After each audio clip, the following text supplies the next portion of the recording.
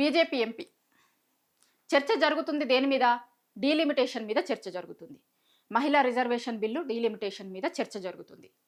చర్చ జరుగుతున్నప్పుడు చర్చ దాని మీద జరగాలి కదా. తెలంగాణ ఎందుకు వచ్చింది మధ్యలో? తెలంగాణ ఎందుకు వచ్చింది తేజస్వి గారు? అసలు తెలంగాణని ఇండియా పాకిస్తాన్తోని పోల్చుతున్నారు కదా. మరి ఇండియా ఎవరు, పాకిస్తాన్ ఎవరు? ఆంధ్ర తెలంగాణలో ఇండియా ఎవరు, పాకిస్తాన్ ఎవరు? ఎంత ధైర్యం ఉండాలి తేజస్వి సూర్యకి?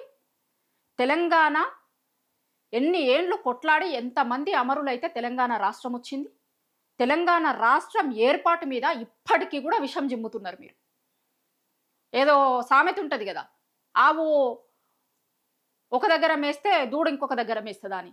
ఇప్పుడు వాళ్ళ మోడీ గారే మాట్లాడతారు కదా, ఏమంటారు? తల్లిని చంపి బిడ్డను వేరు చేసిర్రు అని మాట్లాడారు వాళ్ళు.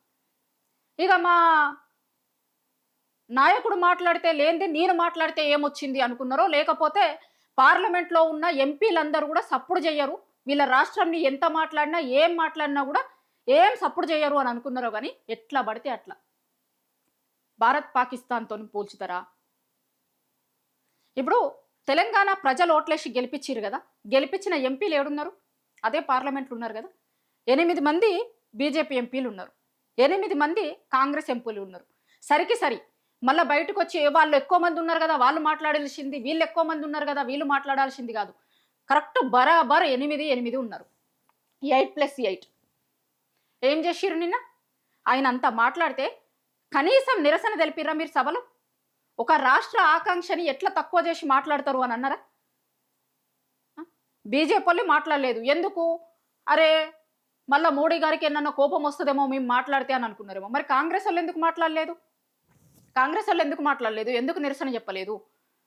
మరి రేవంత్ రెడ్డి గారు బడే బాయికి చోటే బాయి కదా, మళ్ళా మా చోటే బాయికి కోపం వస్తుందేమో, చోటే బాయి మనుషులు మాట్లాడిరంటే బడే బాయికి కోపం వస్తుందేమో అనుకున్నారో, మరి ఏమనుకున్నారో. కానీ కనీసం మాట్లాడరు. ఒక రాష్ట్ర ఆకాంక్ష అన్ని ఏండ్ల నుంచి అయ్యి అమరులయ్యి తెలంగాణ ఏర్పడి 12 ఏళ్ళు దాటిపోయింది. 12 ఏళ్ళు దాటిన తర్వాత కూడా ఇంకా మీరు గదే విషయం జిమ్ముతారా? ఎంత ధైర్యం ఉండాలి మాట్లాడడానికి? అంటే ఒక రాష్ట్రం గురించి, ఒక రాష్ట్ర ఆకాంక్ష గురించి మాట్లాడితే ఏం కాదు, నేను ఏమన్నా మాట్లాడొచ్చు, మాట్లాడితే ఎవ్వరేమనరు, అట్లనే అయిపోయింది నిన్న. కానీ నిజంగా చెప్తున్నా, నిన్న ఆ బీఆర్ఎస్ ఎంపీలు లేని లోటైతే కనిపించింది పార్లమెంట్లో. ఒకవేళ వీళ్ళు నోరు మూసుకొని కూస్తున్నారు కదా, బీఆర్ఎస్ వాళ్ళు కనుక ఉంటే కనుక ఎట్టి పరిస్థితులు అట్లా ఉండకపోతుండే. ఖచ్చితంగా ప్రొటెస్ట్ చేసేటోళ్ళు ఏ మాటకు ఆ మాట చెప్పుకోవాలి. బీఆర్ఎస్ వాళ్ళు లేని లోటు నిన్న పార్లమెంట్లో చాలా స్పష్టంగా కనిపించింది. తెలంగాణను అవమానిస్తుంటే, తెలంగాణ రాష్ట్రాన్ని అవమానిస్తుంటే ఖాళీగా కూర్చుంటారా మీరు? ఇప్పుడు ఇదే బీజేపీ గతంలో పార్లమెంట్లో చర్చ జరిగినప్పుడు సుష్మా స్వరాజ్ గారు ఆ పార్లమెంటు డిస్కషన్లో పాల్గొని తెలంగాణ రాష్ట్రం ఇయ్యిర్రి, మేము బేషరతుగా మద్దతు ఇస్తాం, తెలంగాణ రాష్ట్రం ఏర్పాటు చేయాల్సిందే ఎట్టి పరిస్థితుల్లో అని సుష్మా స్వరాజ్ మాట్లాడారు సభలో. ఇదే బీజేపీ వాళ్ళు ఇక్కడ సుష్మా స్వరాజ్ ఫోటోలతోని ప్రచారం చేసుకున్నారు కదా. చిన్నమ్మ తెలంగాణ రాష్ట్రంకి మేము సపోర్ట్ చేసినాం, మేము నిరభ్యంతరంగా అసలు కనీసం దానికి ఆబ్జెక్ట్ చేయలేదు, మా చిన్నమ్మ దీనికి సపోర్ట్ చేసింది అని ఇక్కడ ఓట్లు అడిగారు కదా మీరు. మరి బీజేపీ లైన్ ఏంది? తేజస్వి మాట్లాడిన మాటలను యాక్సెప్ట్ చేస్తురా మీరు? అసలు బీజేపీ లైన్ ఏంది? ఇంకా నిన్న దారుణం ఏంది అంటే, రామచంద్రరావు గారు ఇంత జరిగినాక అందరు మొత్తుకుంటుంటే, తెలంగాణ వాళ్ళందరూ తిరగబడుతుంటే రామచంద్రరావు గారు మాట్లాడారు మీడియాతోని, సమర్థించుకునే ప్రయత్నం చేసిరు. కానీ చాలా దారుణంగా ఉంది అది. ఆయన ఏమంటారు, మేమట 3 రాష్ట్రాలు ఇచ్చినప్పుడు ఒక్క రక్తపు చుక్క చిందకుండా, ఇంకొకటి కాకుండా 3 రాష్ట్రాలు ఏర్పాటు చేసినాం, ఇండియా పాకిస్తాన్ దాని గురించి మాట్లాడింది వేరే, దాని ఉద్దేశం వేరే, అట్లా చూడొద్దు దాన్ని, దాని ఉద్దేశం దీని ఉద్దేశం వేరు అని ఏదో కలగాపులుగా మాట్లాడే ప్రయత్నం చేసిరు. కానీ అతకలే. ఏ సభలో అయితే తెలంగాణ బిల్లు ఆమోదం పొంది తెలంగాణ రాష్ట్రం వచ్చిందో అదే సభలో తెలంగాణ ఏర్పాటు గురించి మీరు మాట్లాడుతుంటే తెలంగాణ బీజేపీల లైన్ ఏంది? కాంగ్రెస్ ఎంపీల లైన్ ఏంది?